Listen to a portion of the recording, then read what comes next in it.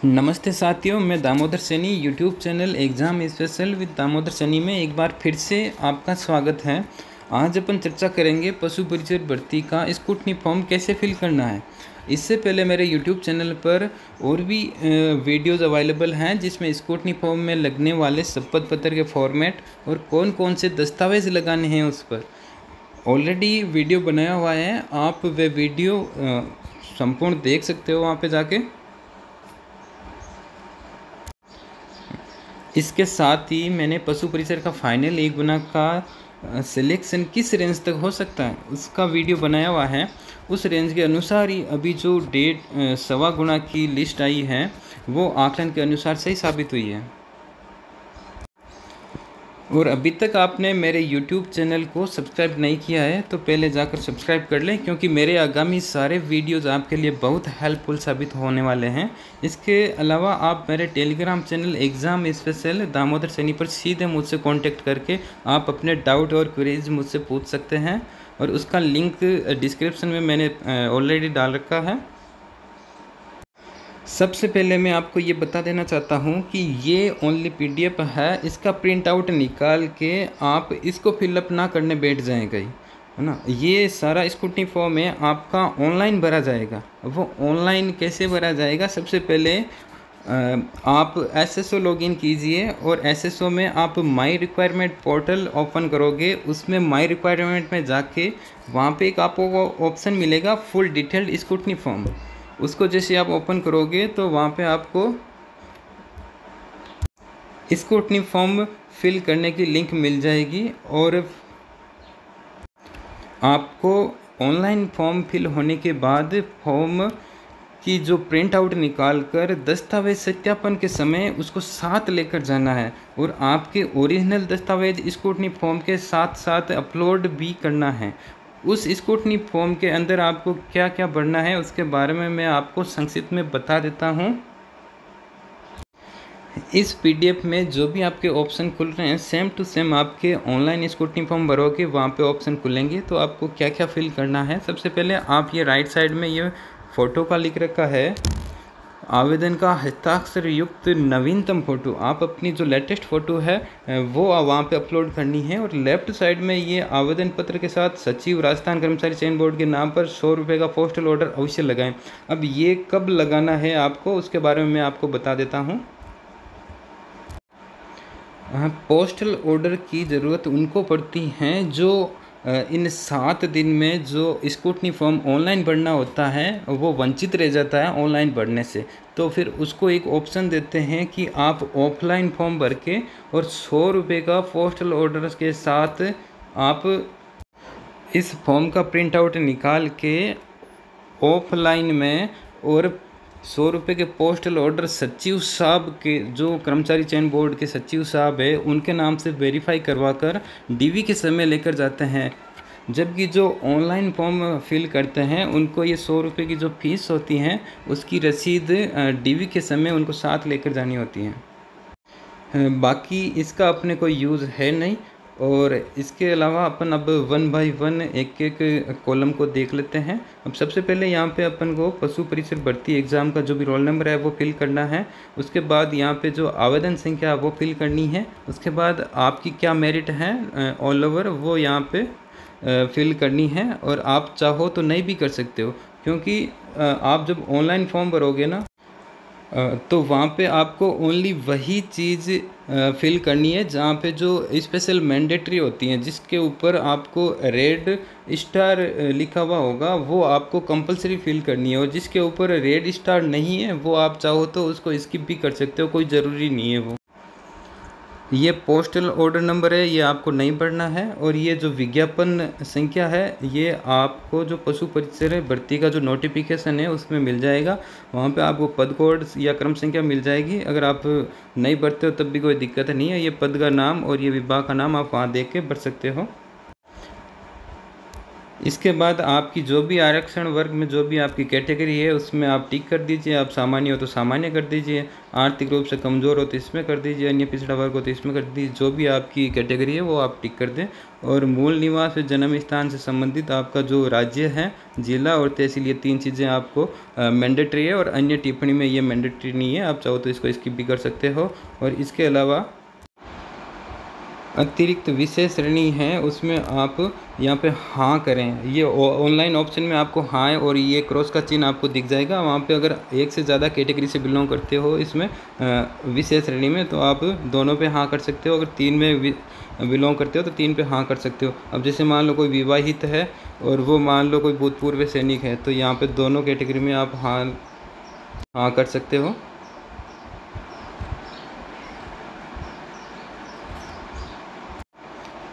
इसके बाद अगर आप राज्य सेवा कर्मचारी, अगर मान लो सेवारत कोई कर्मचारी है उसके लिए है ये राज्य सेवा कर्मचारी है तो इसमें ऑप्शन टिक करेंगे। और पंचायती राज या फिर सार्वजनिक निगम में है तो इसके ऊपर टिक करेंगे। और कोई विभागीय कर्मचारी तो ये, और राजपत्रित कर्मचारी या फिर मंत्रालय कर्मचारी है वो अलग अलग ऑप्शन के ऊपर वो टिक कर सकते हैं। इसके बाद आपको यहाँ पे आवेदन का पूरा नाम लिखना है, हिंदी में लिखना है यहाँ पे, और इंग्लिश में कैपिटल लेटर में लिखना है यहाँ पे, और पिता का नाम और माता का नाम और आवेदन की जन्म तिथि यहाँ पे फिल करनी है। और ये विज्ञप्ति में निर्धारित तिथि को आयु, आपकी जो आवेदन करते समय आपने जो एक निर्धारित तिथि होती है हर एक एग्ज़ाम की, जैसे मान लो इसकी शायद जनवरी 2025 होगी, उसके हिसाब से आपकी टोटल आयु कितनी है वो यहाँ पे आप फिल करनी है। और वैवाहिक स्थिति में आप बता ही दोगे अविवाहित हैं या विवाहित हैं, या परित्यक्ता, विधवा, विधुर और पुनर्विवाहित, ये सारे आप फिल कर ही लोगे। अगर आप विवाहित हैं तो उस स्थिति में आप यहाँ पे पति और पत्नी का नाम लिखो, विवाह की तिथि, विवाह का स्थान और पंजीयन संख्या और पंजीयन का स्थान और उस अधिकारी का नाम यहाँ पे। और नीचे आपके अगर कोई संतान है तो संतान का नाम यहाँ पे और जन्म दिनांक, और ये जीवित पुत्र या पुत्री का नाम लिखना है आपको और जन्म दिनांक यहाँ पे है। आपको यहाँ पे कुल संतान की संख्या लिखनी है कि 2002 से पूर्व है और ये 2002 के बाद में कितनी है। इसके बाद पत्र व्यवहार का पता, और ये आपका पत्र व्यवहार का जो भी पता है वो करंट आपका पता लिखना है यहाँ पे। और स्थायी निवास का पूरा पता, जहाँ पे आपका स्थायी निवास है वो आपको पूरा कंप्लीट पता यहाँ पे फिल करना है। और ये है आपकी शैक्षणिक योग्यता, इसमें यहाँ पे 10वीं कक्षा लिखना है, यहाँ पे प्राप्तांक कुल अंक लिखने हैं, और यहाँ पे प्राप्तांकों का प्रतिशत हो गया, और यहाँ पे श्रेणी या फिर ग्रेड, और ये वर्ष, और कोई ऐच्छिक विषय है तो वो लिखना है, और कोर्स की अवधि, रोल नंबर और विद्यालय का नाम लिखना है आपको। और ऐसे ही आपके 12th की यहाँ पे लिखने हैं। और इसके बाद अगर आप चाहते हो कि स्नातक का भी मैं मेंशन करूँ तो आप यहाँ पे कर सकते हो, लेकिन यहाँ पे कोई मैंडेटरी नहीं है। लेकिन मैं चाहता हूँ कि आप यहाँ तक कम से कम स्नातक तक आप अपने जो भी डॉक्यूमेंट वगैरह है वो लगाएं यहाँ पे, क्योंकि इनके कुछ एक्स्ट्रा बेनिफिट भी होते हैं इनके। ये बी भाग में इंटर्नशिप है, ये आपको इसमें खाली छोड़ना, कुछ नहीं करना। और रजिस्ट्रेशन का विवरण, इसमें भी आपको कुछ नहीं करना, खाली छोड़ना है। इसमें भी आपको कुछ नहीं करना है, खाली छोड़ना है। और इसके बाद में ये अतिरिक्त विस्तृत सूचना, इसमें भी आपको कुछ नहीं लिखना है। और इसके बाद आपको शपथ युक्त घोषणा पत्र में आपको साइन करने हैं यहाँ पे, और यहाँ पे स्थान और दिनांक लिखनी है। और इनकी आपके पास में स्वयं हस्ताक्षरित फोटोप्रति होनी चाहिए। अब इसमें देखो यहाँ पे अंक पत्र मैट्रिक, हाई स्कूल या सेकेंडरी, ये 10th का। पहले के ज़माने में क्या होता था कि अंक पत्र जारी करते थे, लेकिन आजकल ये सर्टिफिकेट आने लग गए। तो अब अंक पत्र जिसके पास नहीं है वो एन लिख दे यहाँ पे, और जिसके पास में है वो यहाँ पे फिल कर दे डिटेल वगैरह ना। तो ये सब के अंक पत्र और प्रमाण पत्र ये दो दे रखे हैं। जिनके पास सर्टिफिकेट है वो सर्टिफिकेट की डिटेल वगैरह यहाँ पे जारी क्रमांक व दिनांक वगैरह भरे, और यहाँ पे संलग्नक संख्या भरे कि भाई उसमें पृष्ठों की संख्या कितनी है। इसके बाद आपके पास अगर अनुभव प्रमाण पत्र तो है तो वो लगा सकते हो, अगर नहीं है तो वो आप स्किप कर दो इसको। और मूल निवास और विशेष मूल निवास, अब इसमें क्या होता है कि मूल निवास तो ये नॉन टीएसपी वालों के बनते हैं, और विशेष जो मूल निवास है ये टीएसपी एरिया में बनते हैं, जो यहाँ पे आप जारी करने की दिनांक और ये लगा सकते हो यहाँ पे। और जाति प्रमाण पत्र के संबंध में आप ये जारी करने की दिनांक और यहाँ पे संलग्न की संख्या लगा सकते हो कि इसमें टोटल कितने पृष्ठ हैं। वैसे जाति प्रमाण पत्र की जो वैलिडिटी है मैंने पिछले वीडियो में अच्छे से उसको समझा भी दिया, क्लियर भी कर दिया, लेकिन एक बार मैं फिर से आपको हल्का सा समझा देता हूँ। जाति प्रमाण पत्र की जो वैलिडिटी है वो आवेदन करने की अंतिम तिथि से 1 साल पुराना होना चाहिए। उसमें आप बिना एफिडेविट के भी लगा सकते हो, लेकिन अगर आपका 1 साल से ज़्यादा पुराना है और वो 3 साल तक है या 2 साल है या 3 साल है तो आपको एफिडेविट लगाना पड़ेगा उसमें। और यदि आपके पास ये दोनों ही कंडीशन में नहीं है, आपने अंतिम तिथि से, जो भी आवेदन की अंतिम तिथि है उसके बाद में बनाया या अभी लेटेस्ट का बनाया है, तो उस कंडीशन में आपको फिर से एफिडेविट देना पड़ेगा। आपको ये साबित करना पड़ेगा कि मैं आवेदन भरने से पूर्व भी सेम कैटेगरी में था। और ये वाली बात ओबीसी और ईडब्ल्यूएस वाले सर्टिफिकेट के लिए हैं। और ये शिक्षा संबंधी प्रमाण पत्र हैं, प्रपत्र 3rd। और इसमें क्या है कि इस बात की पुष्टि की जाती है कि आपकी जो अंतिम तिथि है आवेदन की, उससे पहले आपने सारी जो भी ये शैक्षणिक योग्यता है वो अर्जित कर ली है। और इसमें ये संस्था प्रधान या राजपत्रित अधिकारी के साइन हो जाएंगे उस संस्था के, और इसमें आवेदक के हस्ताक्षर यहाँ पे हो जाएंगे। ये अभ्यर्थी की संक्षिप्त चेक लिस्ट है। इसमें क्या होता है कि जैसे मान लो इसमें आपको केवल टिक करने हैं, और ये आपको जब ऑनलाइन आप फॉर्म भरोगे ना, वहाँ पे टिक के ऑप्शन आएंगे तो आप वहाँ आपको इजीली समझ आ जाएगा। अभी इसमें जो अभ्यर्थी की अनिवार्य शैक्षणिक योग्यता विज्ञप्ति में निर्धारित योग्यता के सर्वतानुरूप है या उससे भिन्न किंतु समकक्ष है, अगर ये सर्वतानुरूप है तो इसमें आप टिक लगाओगे। और दूसरा है अभ्यर्थी आवेदन की अंतिम तिथि को अनिवार्य शैक्षणिक योग्यता प्राप्त था या उसके बाद किया। अगर आपने अंतिम तिथि से पहले प्राप्त कर लिया तो इस पर टिक करोगे, वरना इस पर करोगे आप। तो ये आप जब ऑनलाइन फॉर्म फिल करोगे उसमें ऑप्शन आएंगे तो आप एक एक ये चाहो तो ये पढ़कर आप चाहे इस पर या इस पर आप टिक कर लेना। सबसे लास्ट में आता है आपका अटेस्टेशन फॉर्म। इसको समझना बहुत ज़रूरी है। ये क्या होता है, देखो यहाँ पे क्लियरली मेंशन है कि this format will be used for verification bye police department. इसका क्या तात्पर्य है, इस फॉर्मेट में जो भी डिटेल भरवाई जाएगी आपको, वो डिपार्टमेंट क्या करेगा, जब आपका 1 गुना में सिलेक्शन हो जाएगा वो पुलिस डिपार्टमेंट को, ये जो शिक्षा विभाग है उसको ये सारी डिटेल भेजेगा। और फिर आपका वेरिफिकेशन के टाइम में, पुलिस वेरिफिकेशन के टाइम में जो भी पुलिस थाना है वो एक एक चीज़ यहाँ पे देख के और फिर ये वेरीफाई करेगा। और ये ध्यान रखने योग्य विशेष बात ये है इसमें कि ये आपका जैसे स्क्रूटनी फॉर्म ऑनलाइन फिल करोगे ना, उसके साथ ये ऑनलाइन फिल नहीं होगा। इसको यहाँ से प्रिंट आउट निकाल के आप मैन्युअली, मतलब पेन से इसको फिल करके फिर उसको स्कैन करके फिर अपलोड करोगे आप स्क्रूटनी फॉर्म के साथ में। और उसके साथ साथ आप जब दस्तावेज सत्यापन के समय जाओगे ना, तो इसको साथ लेके जाना है आपको।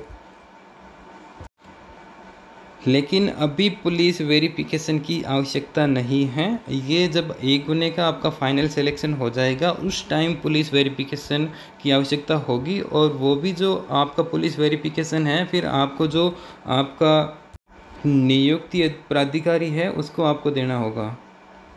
और उसके साथ साथ जो भी आपका मेडिकल का जो सर्टिफिकेट है वो भी उसी टाइम, ज्वाइनिंग के टाइम आपको देना होगा। अभी उनकी बनाने की कोई आवश्यकता नहीं है और इसको आप फिल कर लोगे। वैसे ये इजी है, नाम, सरनेम, रोल नंबर और यहाँ पे मेरिट है और यहाँ पे आपका जो प्रेजेंट में एड्रेस है वो, और ये होम एड्रेस जो भी आपका स्थायी निवास है वो।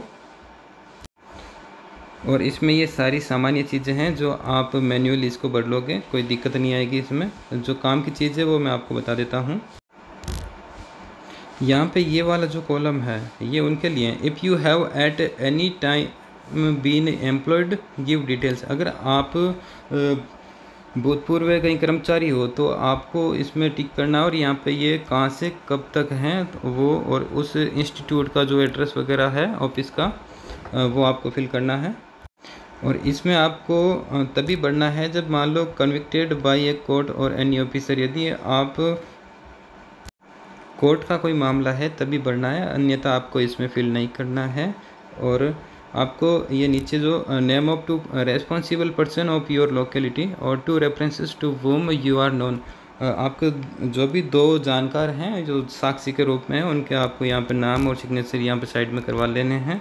और इसके साथ सबसे लास्ट में आपके यहाँ पे सिग्नेचर करने हैं, सिग्नेचर ऑफ कैंडिडेट यहाँ पे। और ये जो सबसे नीचे है यहाँ पे आपको राजपत्रित अधिकारी के सिग्नेचर करवाने हैं, उसके बाद में ये वेरीफाई होगा आपका।